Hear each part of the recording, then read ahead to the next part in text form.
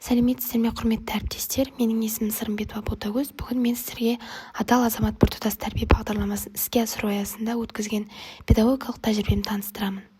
Мемлекет басшысы айтқан адал азамат тұжырымдамасы бүгінгі мектеп тәрбиесінің негізгі өзегі.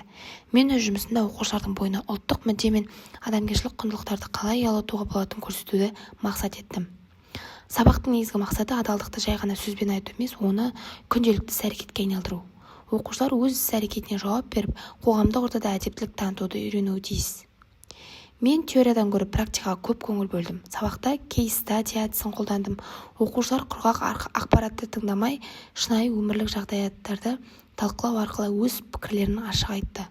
Бұл әдіс олардың критикалық ойлауын дамуға көмектесті. Қазіргі заман балалары цифрлық технологияға жақын.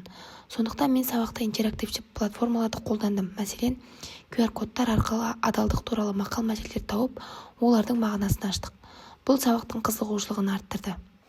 Экранда көріп тұрғандарыңыздай, оқушылар топтық жұмыс кезінде өте белсенді болды. Мұнда олар құндылықтар пирамидасын құрастырып, өздері үшін ең әдемі қасиеттер таңдап жатыр. Бұл олардың ішкі таңдау жасау қабілетін көрсетеді.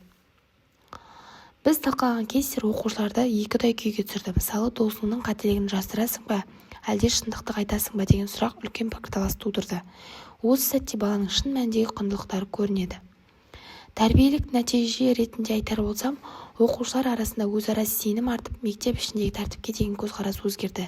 Сабақ соңындағы кері байланыс олардың бойында жауапкершілік сезімі оянғанын көрсетті. Қорыта айтқанда, адал азамат болу бұл тек ұран емес, бұл біздің күнделікті жұмысымыз. Менің педагогикалық тәжірибем осы құндылықтарды бала бойына сіңіруге бағытталған. Назарларыңызға рахмет.